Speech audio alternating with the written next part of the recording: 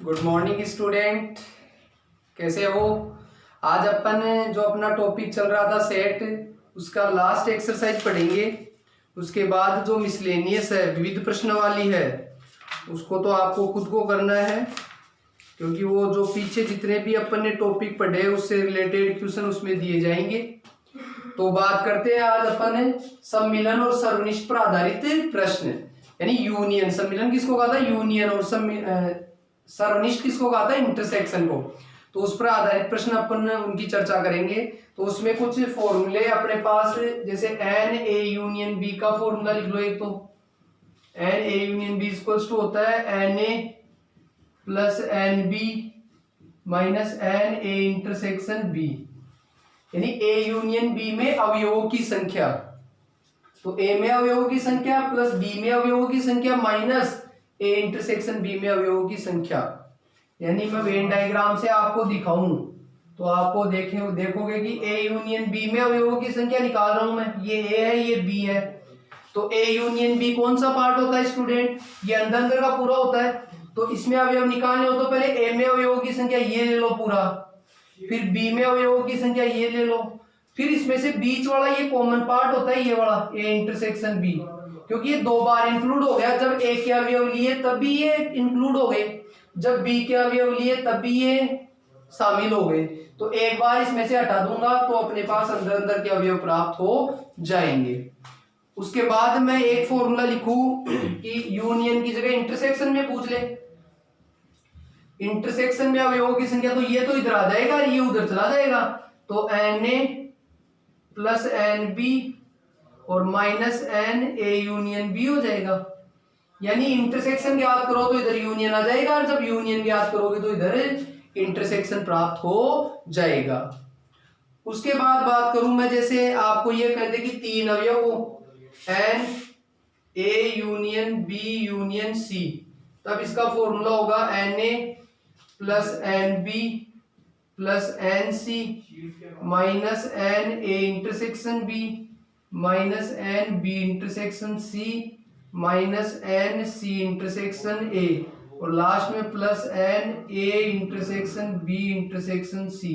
यानी तीन समुच्चयों की बात करें अपन, ए बी और सी की, जैसे ये ए है, ये बी है और ये सी है, ए बी सी। तो इस ए बी सी का यूनियन ये ए बी सी के अंदर अंदर के अवयव हो जाएंगे सारे। तो इसमें अवयव चाहिए हो तो पहले ए के अवयव ले लेंगे, फिर बी के, फिर सी के। तो ऐसी क्रिया में ये दो दो बार आ जाएंगे। देखो, तो एक एक बार हटा देंगे, ए और बी का कॉमन पार्ट ये हटा दूंगा, ये हटा दूंगा, ये हटा दूंगा। अब क्या हुआ, ये बीच वाला जो ये तीनों का कॉमन पार्ट है, इसको कहेंगे A intersection B intersection C, तीनों का कॉमन पार्ट। ये तीनों तीन बार हटाने का मतलब ये एक बार हट गया, ये एक बार, ये तो ये तो तीनों में हट गया, तो ये एक बार लास्ट में ऐड करना पड़ेगा, A intersection B intersection C. तो ये फॉर्मूला आपका तीन के अंदर यूनियन ज्ञात करना हो, और उसके बाद में एन ए माइनस बी निकालना हो, ए माइनस बी में अवयवों की संख्या निकालनी हो। तो ए माइनस बी कौन सा हुआ था? ये वाला हुआ था पार्ट, ये इधर इधर वाला, इसको ए माइनस बी बोलते थे कि ए में से बी को हटा दिया। तो इसमें मैंने कहा था कि ए में अवयवों की संख्या है ये वाली, इसमें से ये बीच वाली माइनस कर दूंगा, और बीच वाली को बोलते हैं एन ए इंटरसेक्शन बी। ए में से ए इंटरसेक्शन बी के अवयव माइनस कर देंगे तो ए माइनस बी के अवयव बच जाएंगे। और एन बी माइनस ए निकालना हो तो बी माइनस ए वाला ये वाला हो जाएगा। तो बी में से क्या कर देंगे स्टूडेंट्स, ए इंटरसेक्शन बी, यानी बीच वाला हटा देंगे, बी में से ये बीच वाला माइनस कर दूंगा तो ओनली बी वाले बच जाएंगे। अब बात करें अपन एग्जांपल्स की, तो ये फॉर्मूले तो आप अच्छे से लिख लो बेटा, इनको याद अच्छे से करना है आपको।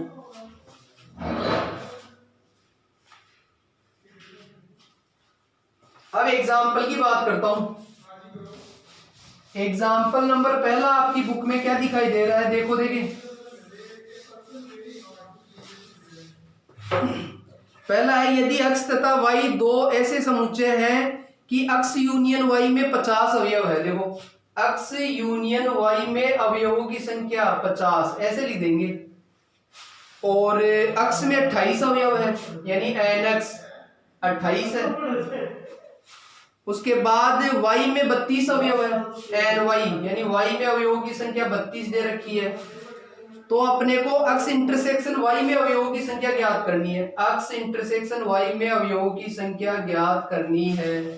तो ए बी की जगह एक्स वाई आ गया, घबराने की आवश्यकता नहीं है। फॉर्मूला क्या हो जाएगा, एन अक्स इंटरसेक्शन y बराबर n x plus n y minus n x union y. इधर इंटरसेक्शन ज्ञात करना है तो इधर यूनियन हो जाएगा, यही बताया था आप सभी को। अब अक्स में अवयवों की संख्या कितनी है 28 और y में है 32 और यूनियन में है 50। तो अक्स इंटरसेक्शन y में कितनी हो गई स्टूडेंट, ये 60 माइनस 50, आंसर क्या आ गया 10। तो अक्स यूनियन y में अवयवों की संख्या 10 हो जाएगी। इससे रिलेटेड क्वेश्चन आपकी एक्सरसाइज में आपको देखना है, देखो, और सॉल्व करना है। जैसे पहला, दूसरा, ये क्वेश्चन ऐसे ही है, थर्ड वाला ये क्वेश्चन ऐसे ही है। अब इसी का मैं सेकंड एग्जांपल करने जा रहा हूं स्टूडेंट। सेकंड एग्जांपल क्या है, देखो, एक विद्यालय में 20 अध्यापक है। जैसे आपके विद्यालय में 20 अध्यापक है जो गणित या भौतिकी पढ़ाते हैं, और वो क्या पढ़ाते हैं, या तो गणित या भौतिकी। इनमें से 12 गणित पढ़ाते हैं, 12 तो गणित पढ़ा रहे हैं, और 4 भौतिकी और गणित दोनों पढ़ाते हैं। 4 ऐसे हैं जो फिजिक्स भी पढ़ा रहे हैं और मैथ्स भी पढ़ा रहे हैं। कितने अध्यापक भौतिकी पढ़ाते हैं, तो आपको ये बताना है कि फिजिक्स पढ़ाने वाले कितने हैं। तो एग्जाम्पल 2 पे चर्चा कर रहे हैं अपन। तो कुल जो टीचर्स है, अध्यापक है, वो कितने हैं 20 है। उनमें से देखो आपको मैथ्स पढ़ाने वाले एन एम लिख देता हूं, यानी मैथ्स पढ़ाने वाले अध्यापक कितने हो गए 12 पढ़ा रहे हैं स्टूडेंट्स। और फिजिक्स और मैथ्स दोनों पढ़ाते हैं, फिजिक्स पढ़ाने वाले और मैथ्स पढ़ाने वाले दोनों का इंटरसेक्शन। फिजिक्स और मैथ्स दोनों पढ़ाने वाले कितने हैं स्टूडेंट 4 है। और भौतिकी कितने पढ़ाते हैं ये पूछ रहा है। फिजिक्स पढ़ाने वाले एनपी यानी फिजिक्स पढ़ाने वाले कितने हैं ये हमें ज्ञात करना है, जिसको मैं एक्स मान लूंगा। क्या मान लूंगा, और कुल अध्यापक 20 है और वो सारे पढ़ाने वाले हैं, तो मैथ्स या फिजिक्स, तो ये दोनों का यूनियन हो जाएगा। एन मैथ्स यूनियन फिजिक्स बराबर 20 अध्यापक हो गए। मतलब टोटल 20 अध्यापक है, उनमें से 12 मैथ्स पढ़ा रहे हैं। और टोटल वैसे नहीं है, मैथ्स और फिजिक्स पढ़ाने वाले ये सारे मिलाकर, वैसे टोटल देता तो यूनिवर्सल होता, सार्वत्रिक समुच्चय। मैथ्स पढ़ाने वाले 12 है, मैथ्स और फिजिक्स दोनों पढ़ाने वाले 4 है, और फिजिक्स पूछ रहा है तो मैं फॉर्मूला नॉर्मल लगा देता हूं, एम यूनियन पी। ए और बी की जगह एम और पी लिख सकते हो, कोई घबराने की आवश्यकता नहीं है। N M plus N P minus N M intersection P, ये फॉर्मूला लगा दिया अपन ने। अब वैल्यू रखनी है अपने को, तो यूनियन तो कितने हो गए, कुल टीचर तो 20, मैथ्स पढ़ाने वाले हो गए 12, फिजिक्स पढ़ाने वाले ज्ञात करने हैं, मैथ्स फिजिक्स दोनों पढ़ाने वाले 4 हो गए। तो ये हो गया 12 20 बराबर 12 माइनस 4 तो हो गए 8 प्लस अक्स, तो अक्स की वैल्यू कितनी आ गई 20 माइनस 8, यानी अक्स की वैल्यू आ गई 12। और अक्स किसको माना था, फिजिक्स पढ़ाने वाले टीचर्स की संख्या को माना था। तो आपके विद्यालय में कितने टीचर्स फिजिक्स पढ़ाते हैं स्टूडेंट्स, 12 टीचर्स फिजिक्स पढ़ाते हैं। तो ये और ये सेम ही क्वेश्चन थे, इसमें डायरेक्ट वैल्यू दी थी, इसमें थोड़ा थ्योरी बना दी। तो ऐसी थ्योरी वाला क्वेश्चन आपकी एक्सरसाइज में भी है। और ऐसा एक्सरसाइज में आपको कौन सा कर सकते हो स्टूडेंट्स, जैसे क्वेश्चन नंबर 3 है वो ऐसा ही है, 3 है वो ऐसा ही है, इसको आप आराम से कर सकते हो। उसके बाद अगले उदाहरण की बात करूं मैं, देखो आपके बुक का जो अगला उदाहरण है वो क्या है, एग्जाम्पल नंबर 25 आपके बुक का। 35 विद्यार्थियों की एक कक्षा में 24 क्रिकेट खेलना पसंद करते हैं। आपकी कक्षा में टोटल विद्यार्थी कितने हैं 35, उनमें 24 तो क्रिकेट खेलते हैं। क्रिकेट को सी से कर दूं कि क्रिकेट खेलने वाले हैं 24 विद्यार्थी, और 16 फुटबॉल खेलना पसंद करते हैं। फुटबॉल खेलने वाले एफ से प्रदर्शित कर देता हूं, 16 विद्यार्थी फुटबॉल खेलते हैं। उसके बाद इसके अतिरिक्त प्रत्येक विद्यार्थी कम से कम एक खेल खेलना अवश्य पसंद करता है।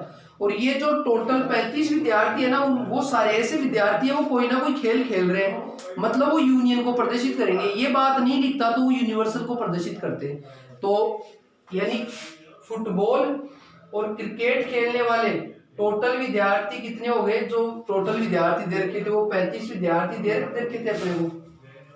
तो कितने विद्यार्थी क्रिकेट और फुटबॉल दोनों खेलते हैं, दोनों का मतलब इंटरसेक्शन दिमाग में आना चाहिए कि फुटबॉल और क्रिकेट दोनों खेलने वाले अक्स मान लेता हूं मैं, और अब वैसे ही करना है जैसे उसको किया था।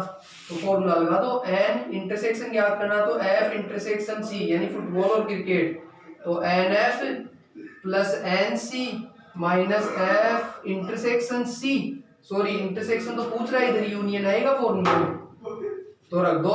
फुटबॉल खेलने वाले कितने स्टूडेंट्स हैं, 16। क्रिकेट खेलने वाले कितने हैं, 24।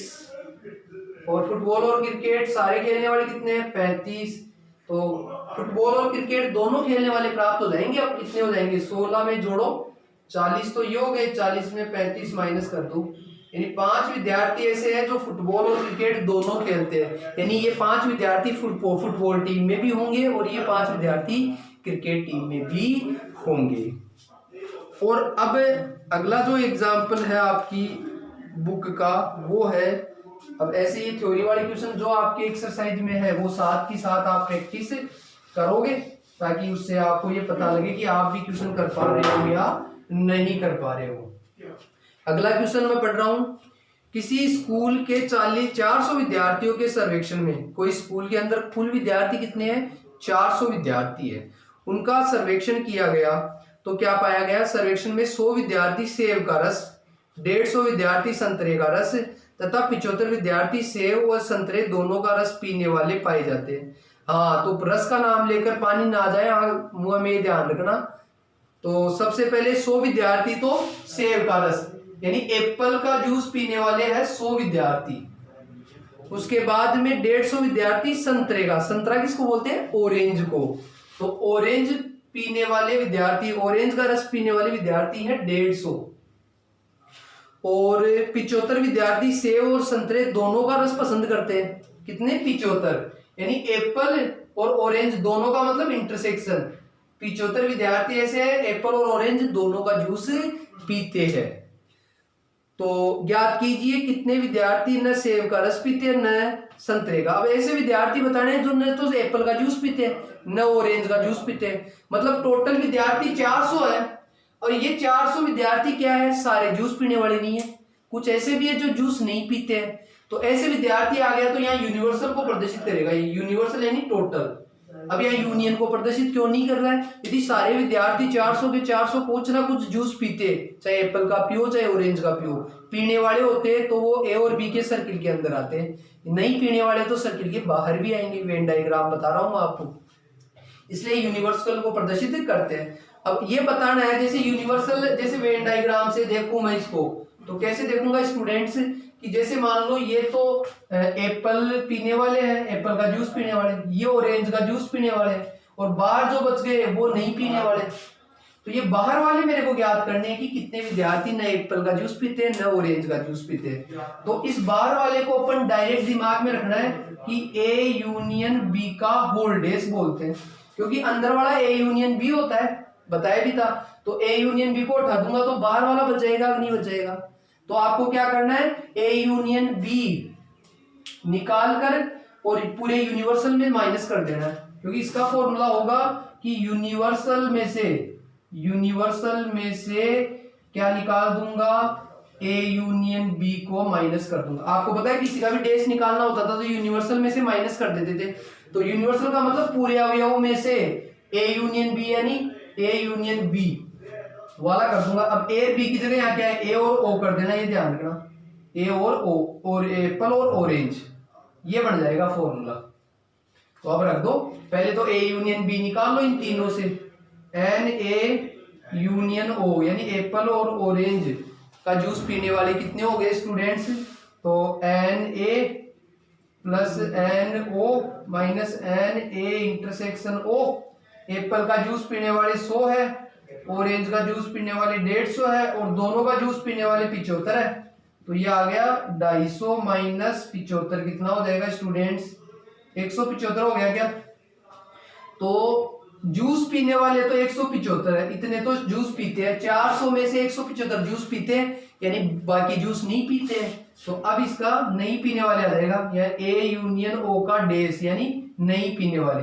तो यूनिवर्सल में से ए यूनियन बी को हटा दूंगा मैं, यूनिवर्सल में से एन ए यूनियन ओ यानी पूरे में से पीने वाले हटा दूंगा तो नहीं पीने वाले बच जाएंगे। तो टोटल है 400, 400 में 175 ही पीते, तो बच गए कितने आपके पास, शायद 225 बच गए। तो 225 विद्यार्थी ऐसे हैं जो न तो एप्पल का जूस पीते हैं और न ही ऑरेंज का जूस पीते हैं। तो इस प्रकार के क्वेश्चंस आपको सोल्व करने हैं। अपनी एक्सरसाइज में देखो कौन सा क्वेश्चन इससे रिलेटेड है और वो आप सोल्व करो। और अब मैं आपको लास्ट एग्जांपल बताने जा रहा हूं इस एक्सरसाइज का। 200 व्यक्ति, अगला एग्जांपल क्या है स्टूडेंट्स, 200 व्यक्ति किसी चर्म रोग से पीड़ित है।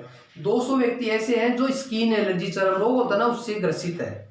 इनमें से 120 रसायन C1, 50 व्यक्ति रसायन C2 और 30 व्यक्ति रसायन C1 व C2 दोनों से प्रभावित है। अब ये कोई केमिकल है उनसे वो ग्रसित है, C1 रसायन से, C2 रसायन से और दोनों से।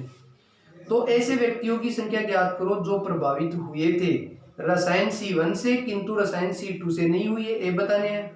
एक रसायन C2 से किंतु रसायन C1 से नहीं हुई है और एक रसायन C1 अथवा रसायन C2 से प्रभावित हुए हैं। तो देखो पहले ये देखो कि व्यक्ति 200 है और सारे चर्म रोग से पीड़ित है, सारे पीड़ित है, तो ये यूनियन को प्रदर्शित करेंगे। 120 रसायन C1 से, देखो C1 से पीड़ित है वो कितने हैं, 120 व्यक्ति है। और C2 रसायन से ग्रसित कितने हैं स्टूडेंट, 30 व्यक्ति। C2 रसायन से 30 व्यक्ति ग्रसित है, ये गलत कर लिए स्टूडेंट। हाँ 120 रसायन C1 से और 50 व्यक्ति है C2 से, 50 है भाई 30 नहीं, 50 व्यक्ति C2 रसायन से ग्रसित है और दोनों से है 30 व्यक्ति। दोनों का मतलब हो गया C1 और C2 दोनों का इंटरसेक्शन, ये 30 व्यक्ति है वो दोनों से ग्रसित है। और 200 व्यक्ति सारे पीड़ित है, सारे चर्म रोग से पीड़ित है। मतलब यहाँ पर यूनिवर्सली हो गया ये एक तरह से, क्योंकि चर्म रोग से पीड़ित है तो चर्म रोग तो C1 और C2 के अलावा तीसरा भी कोई क्या हो सकता है, रसायन हो सकता है जिससे पीड़ित हो। तो जो 200 व्यक्ति दिए हुए हैं आपको वो यूनिवर्सल को प्रदर्शित करेंगे, क्योंकि ये नहीं लिखा भाई C1 और C2 से ही 200 ग्रसित है, ये अदर से भी हो सकते हैं। C1 से इतने, C2 से इतने, दोनों इतने, और कुल मरीज इतने चर्म रोग के हैं, लेकिन उनमें ये बताया नहीं कि भाई सारे C1 C2 से ही है, तीसरे रसायन से भी ग्रसित हो सकते हैं। तो पहला पूछ रहा है रसायन C1 किंतु रसायन C2 से नहीं। पहला क्या बताया है कि रसायन C1 से तो ग्रसित है किंतु रसायन C2 से नहीं, किंतु रसायन C2 से नहीं। आपको ये बताना है कि C1 से तो ग्रसित है लेकिन C2 से नहीं है, यानी इसको वेन डायग्राम से समझने में आसानी रहेगी। देखो ये C1 रसायन है, ये C2 रसायन है। अब ये बोल रहा है कि C1 से तो ग्रसित होना चाहिए लेकिन C2 से नहीं होना चाहिए। अब C2 का पार्ट इतना आता है तो ये वाला ही बच गया, यानी इसको मैं ये कह सकता हूँ कि केवल C1 से ग्रसित है। और केवल C1 को क्या लिखते थे अपन कि C1 माइनस C2 लिखते थे, याद हो तो कि C1 में से ये C2 को हटा दूंगा और इसको मैंने ये लिखा था कि C1 में से क्या घटाए थे, C1 और C2 का इंटरसेक्शन घटाया था। इस पूरे में से ये बीच वाला हटाया था, बीच वाले पार्ट को बोलेंगे C1 इंटरसेक्शन C2। तो ये बच जाएगा केवल C1 वाले। तो C1 से ग्रसित कितने हैं, 120।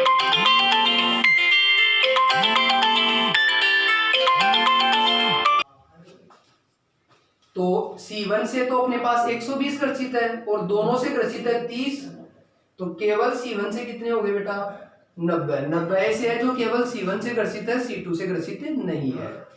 दूसरा क्या पूछ रहा है आपको, दूसरा पूछ रहा है क्या स्टूडेंट्स कि C2 से है लेकिन C1 से नहीं है। दूसरा क्या है, C2 से तो ग्रसित है किंतु C1 से नहीं है, C1 से नहीं है।